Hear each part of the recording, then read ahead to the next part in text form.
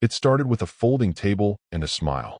Saturday morning, sun already high, and 17-year-old Marcus Caldwell had just finished setting up the second-hand table near the entrance to Sycamore Grove, a manicured, HOA-regulated neighborhood with perfectly edged lawns and mailbox paint codes. The table was scratched, but steady, and Marcus had draped it with a bright yellow tablecloth that flapped a little in the breeze. On it, he'd placed 3 glass pitchers filled with lemonade, 2 with classic and 1 with strawberry mint, and a stack of red Solo cups. A hand-painted sign leaned against the leg of the table, $1/cup, raising funds for STEM camp. He'd even written it twice, once in marker and once in chalk on the sidewalk just behind it, because his mom always said clarity was a form of kindness. He believed in that, believed in effort, in doing things the right way.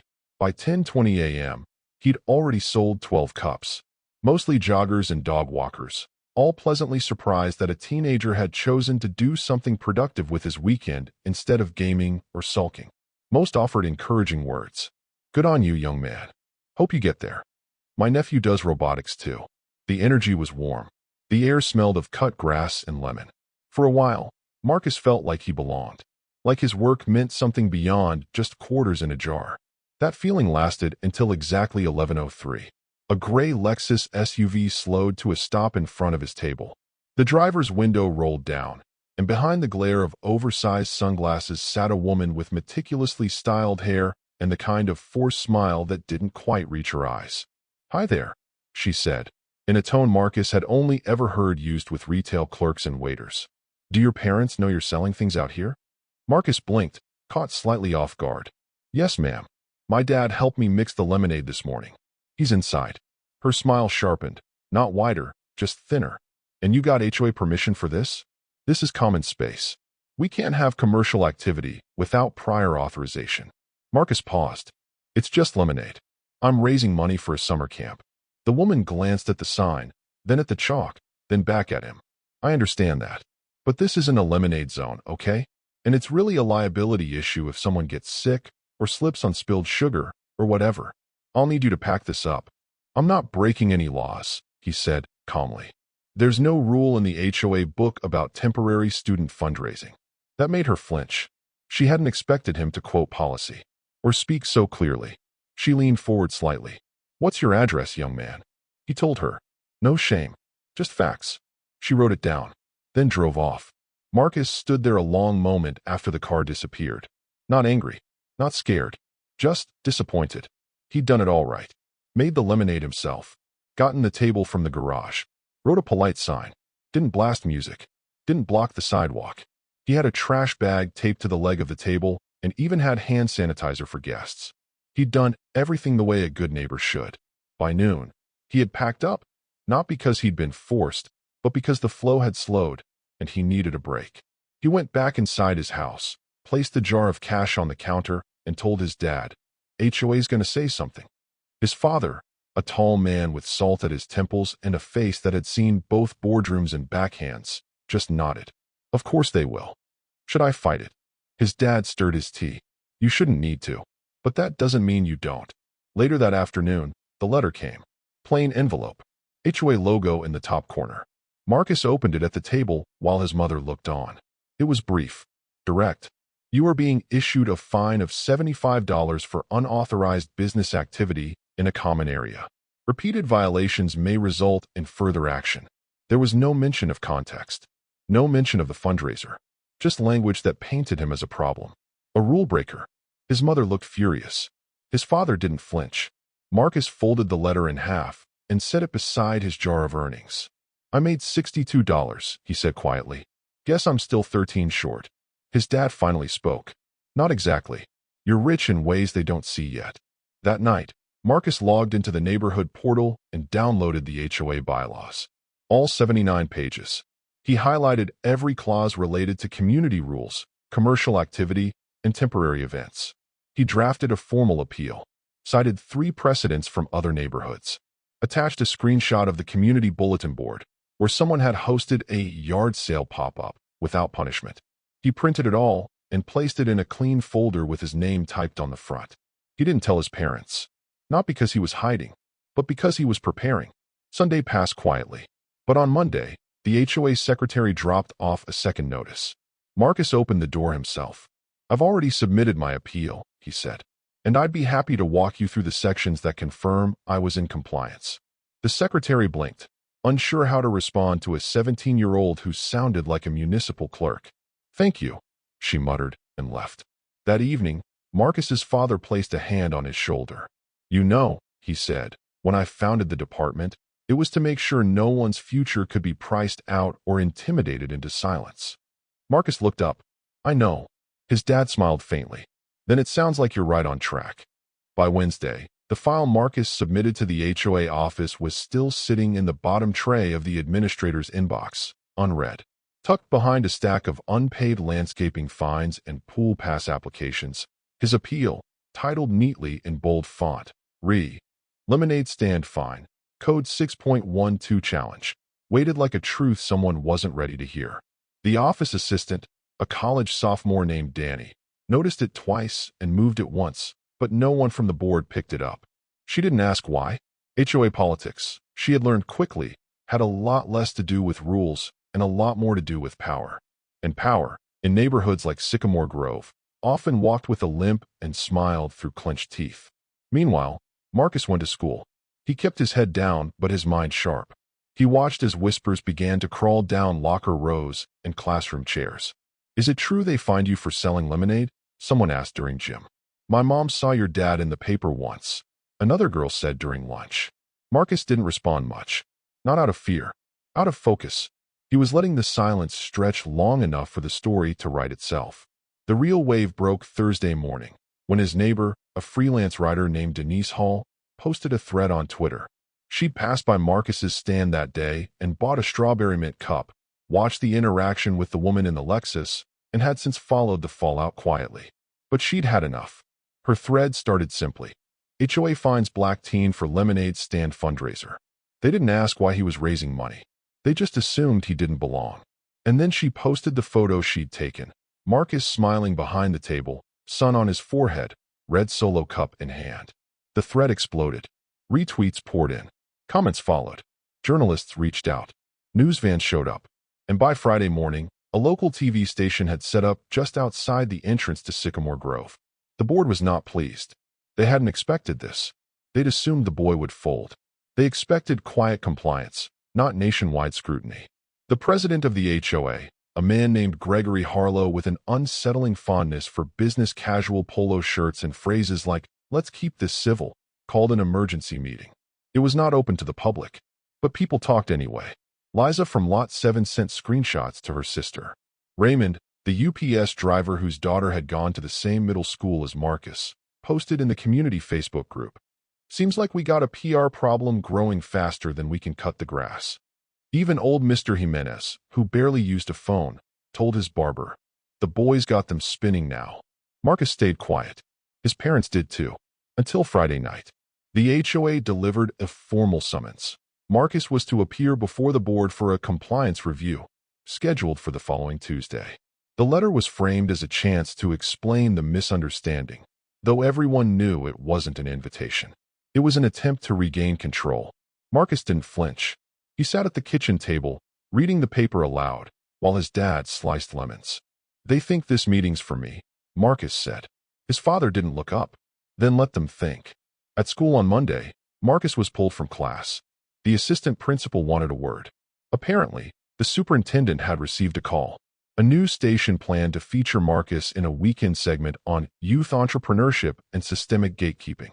They'd asked to shoot part of it on school grounds. The principal wanted to know if Marcus had been prepared. "I'm not a spokesperson," Marcus said. "I'm a student who read the rules." The principal blinked, unsure how to respond to a 17-year-old who spoke like a man who'd written legislation. Marcus didn't smile. He didn't soften. He just excused himself and walked back to class. That night, the doorbell rang.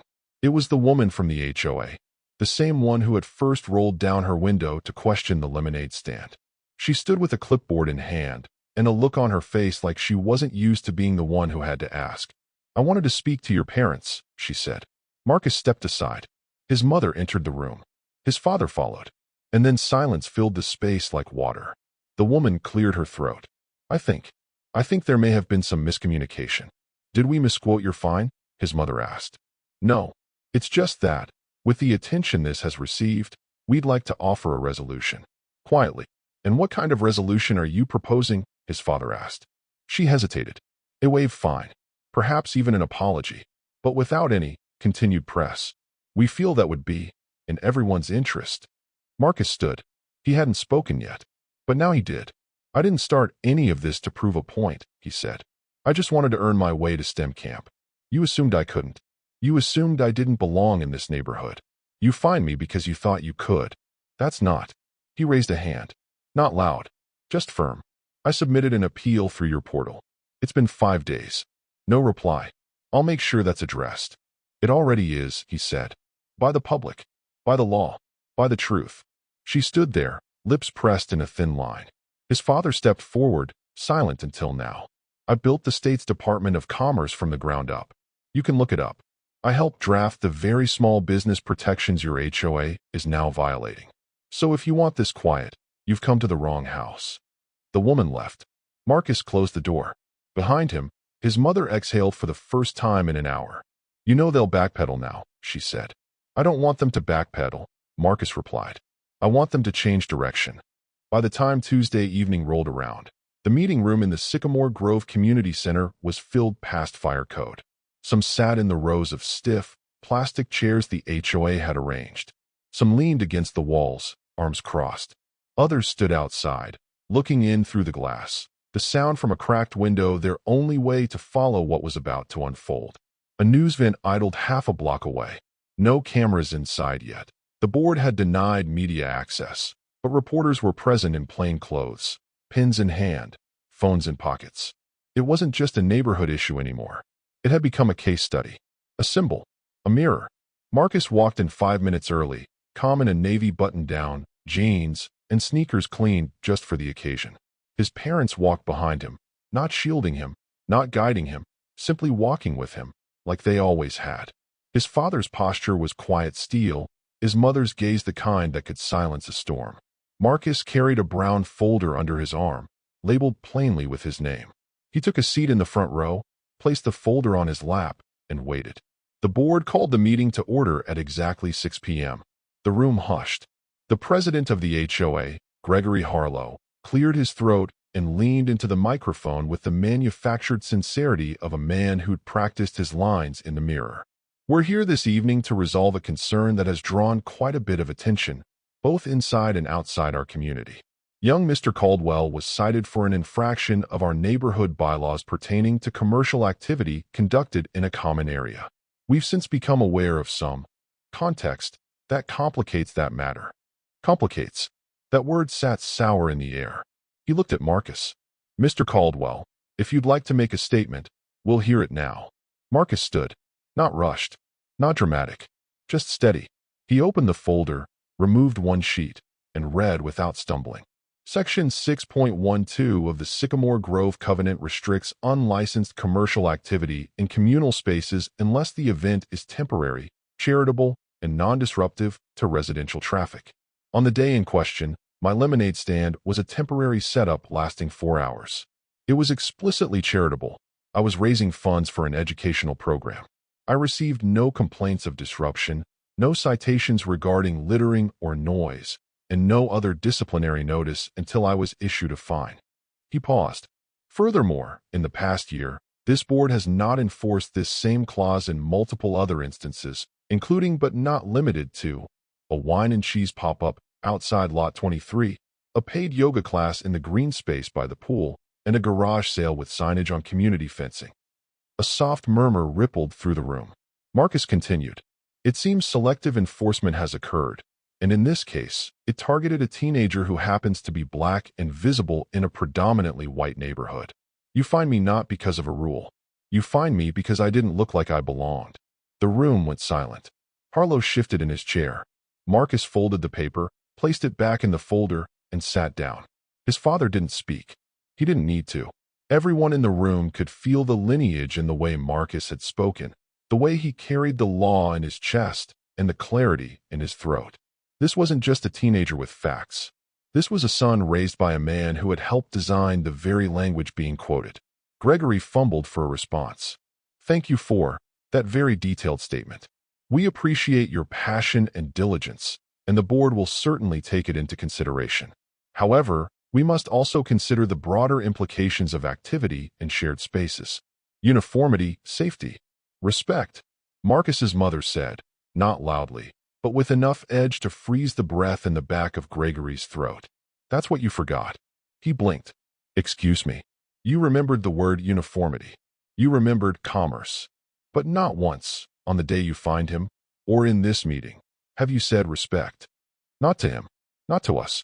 Not to the truth that you were wrong." Several heads nodded. Liza from Lot 7 raised her hand. "I've lived here for 8 years," she said. "I've seen more than one lemonade stand. I've seen driveway bake sales, one kid selling friendship bracelets, even a little girl selling cookies for her dance team. Not one of them got fined, and not one of them was black." Now the murmurs grew louder, and the board couldn't hush them, because they were no longer in control of the narrative. Someone else stood, then another. A retired teacher, a single mother, a college student home for the summer.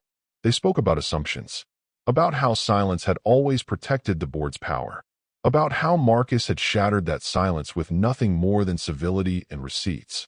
Each voice that rose added weight, not chaos. And Marcus sat, still. He had already said everything he needed to. What followed was inevitable. The board called for a recess, then a vote. The fine was rescinded unanimously.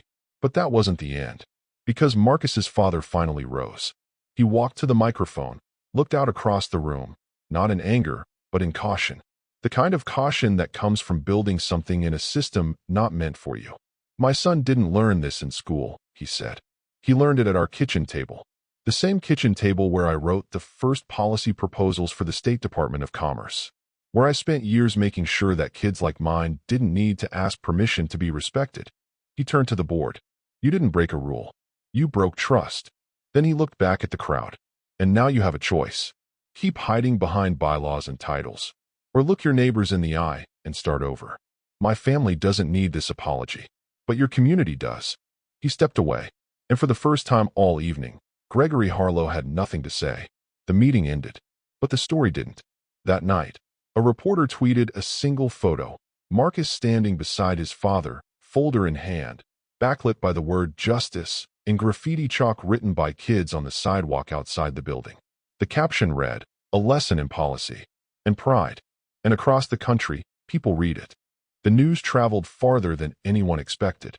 By the time the sun rose on Wednesday morning, Marcus's name was trending in more than one city. The photo of him standing beside his father under the chalk word justice had been reposted by educational foundations, civic engagement nonprofits, even a celebrity or two.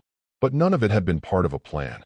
There had been no PR team, no strategy, just the truth, steady and undeniable, rippling out from a single moment of unfairness made visible by a boy who knew how to hold his ground. But it wasn't the internet or the headlines that changed the feel of Sycamore Grove. It was what happened next. On Thursday afternoon, the board issued a formal statement. It was crafted by their attorney and approved by the president, Gregory Harlow. It acknowledged oversight and the importance of sensitivity and equity in enforcement, but it avoided saying what mattered most. There was no direct apology, no recognition of race, just words so polished they slid right off the page without landing. The residents weren't impressed. They had seen Marcus. They had heard his father. And once you've heard truth spoken in its raw, unfiltered form, it's hard to go back to the sound of bureaucracy. Still, the board hoped it would die down. But Marcus's father, Walter Caldwell, didn't intend to let it fade quietly. He hadn't asked to be the center of anything.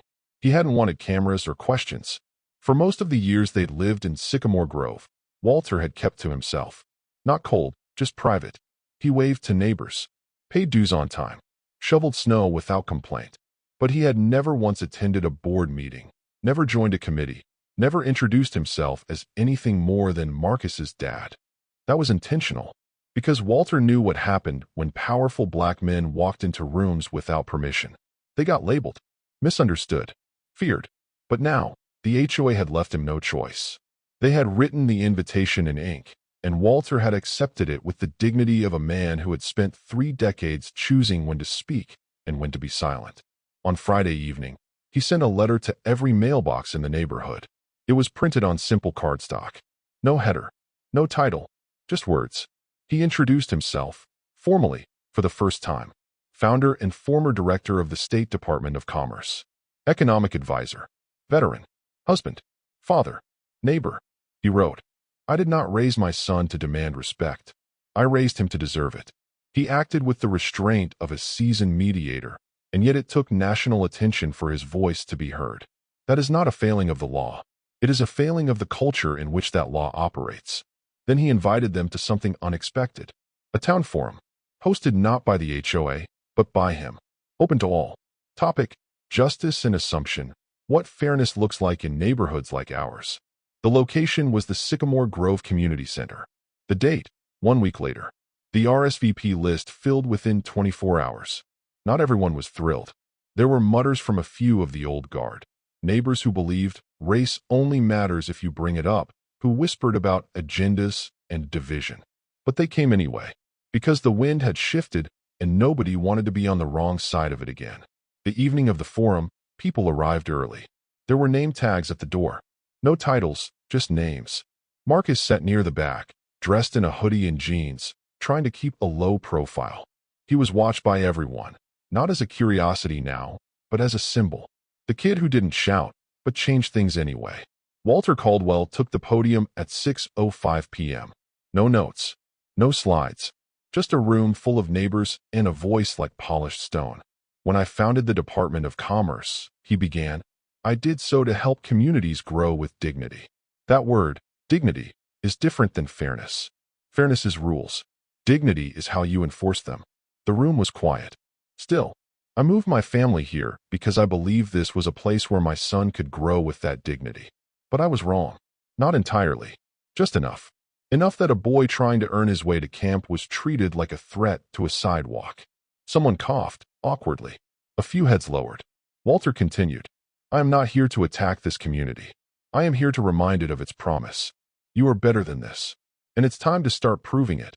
Not with apologies, but with action." He laid out proposals. Bias training for the board. Youth representation on neighborhood committees. Transparency in enforcement records. A rotating resident review panel. He didn't demand. He offered. But the weight in his tone made it clear. This was no request. When he finished, there was no applause. Just a standing silence. And then one by one, they rose. Not in protest. In recognition. Even Gregory Harlow stood, shaken, but changed. Later, Walter walked over to him. He extended a hand. Gregory hesitated, then took it. It wasn't forgiveness. It was understanding. And that was harder to earn. By the next week, the board announced their approval of all 4 proposals. The youth panel was the first to form. Marcus was asked to lead it. He declined. "I already spoke," he said.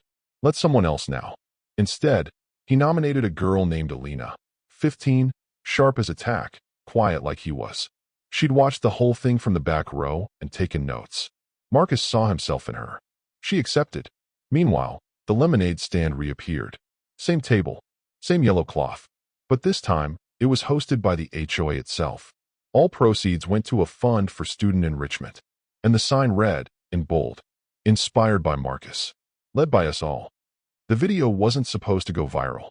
Someone had recorded the forum just for archival purposes, for the neighborhood website, for residents who couldn't attend. But the quiet intensity of Walter Caldwell's voice, paired with the honesty of his delivery and the stillness of the room as he spoke, turned a 13-minute video into something much larger. It was uploaded Friday night, and by Saturday afternoon it had over 200,000 views. The title wasn't sensational. "Father of teen fined for lemonade stand addresses community." But the comments revealed the impact. This is leadership. Every school board in America needs to hear this. I came for a viral moment, stayed for a master class in civility. Back in Sycamore Grove, the HOA tried to manage the attention with the same measured tone they'd always used. They updated their website, released a public statement of growth. They even posted a photo from the neighborhood lemonade fundraiser, smiling residents, yellow balloons, a stack of plastic cups. In the middle of the photo was the sign that read, "Inspired by Marcus." But Marcus himself wasn't in the picture. He hadn't attended. He wasn't angry. He just didn't need to be the centerpiece of something that now needed to belong to everyone. That was the lesson he'd learned from his father. True change isn't about spotlight. It's about soil. Still, the media didn't let go. A state news affiliate asked Walter for an interview. He refused at first. Then, after a week of reflection, he agreed, on the condition that it be recorded in their home, at the kitchen table, with no lights, no makeup, no staging. Just conversation. The segment aired on a Sunday evening, tucked between local headlines and a segment on weather preparedness. The interview was simple. The camera showed Marcus and his father at the table, bookshelves behind them, a half-full pitcher of lemonade between them. The anchor asked, "Did you expect your son's lemonade stand to become a national conversation?" Walter smiled, but it wasn't humor. It was something deeper. "I didn't expect it," he said, "but I wasn't surprised. My son's been taught that dignity isn't a debate. It's a given." He acted according to what he knew was right. The real question is, why did everyone else act like it was wrong? Then Marcus added softly, "It wasn't about lemonade. It was about whether I had the right to stand there and be seen doing something good." The clip was played, shared, subtitled in multiple languages, and archived by an educational nonprofit as a case study in youth empowerment and civic identity. Meanwhile, the HOA board continued to change, not under pressure, but by necessity. Gregory Harlow stepped down quietly 3 weeks after the forum. His official letter cited personal reasons, but the neighborhood understood. In his place, a new president was elected, Liza from Lot 7, the same woman who had spoken up during the meeting, who had demanded they stop pretending the problem wasn't racial. Her first act as president was to draft a new clause for the bylaws, one that recognized youth enterprise and education-based initiatives as valuable contributions to community development, complete with a waiver process that any child could access with a single-page form. But the final moment, the one that brought it all full circle, came in the form of a letter. Not printed, not mailed, handwritten, delivered in person. Gregory Harlow knocked on the Caldwell door at dusk. He didn't wear a board badge or a smug smile. He wore khakis and a weathered jacket, and his hands trembled slightly as he passed the envelope to Marcus's mother. "It's for your son," he said, "and your family. I was wrong. I know it now. I didn't know it then because I didn't want to. That's the difference." Then he turned and left. Inside the envelope was a letter of apology, not generic, not performative. Specific, accountable. It named the mistake. It named the assumption. And it ended with this: "I see now that respect isn't earned by authority. It's earned by humility. And your son had more of it than I did." Marcus read it once, then twice, then folded it and placed it in the back of the same folder he had brought to the HOA meeting weeks before. He didn't frame it, didn't post it. He just let it be what it was, a small, human admission that something had broken and something else had started growing in its place. The story reached classrooms across the state. Teachers used it to teach policy, conflict resolution, bias awareness. One school even built a civic corner where students could propose community service ideas with a small wooden plaque above the bulletin board. Inspired by Marcus Caldwell.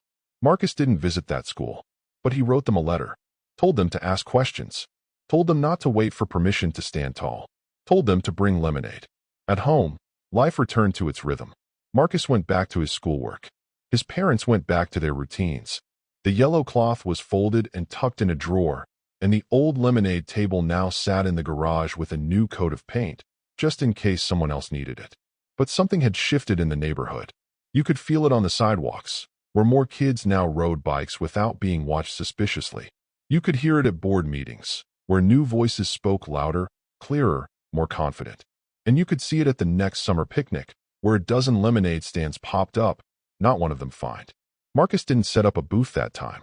He just walked through, sipping from a cup someone else had sold him, smiling as he passed the new sign posted at the community entrance. Sycamore Grove, where every voice is welcome. Underneath, in smaller print, policy updated in honor of the Caldwell family. But Marcus knew better. It wasn't the policy that mattered most. It was the posture, the willingness to stand, even quietly, even alone, until the world has no choice but to listen. And finally, in Sycamore Grove, they were listening.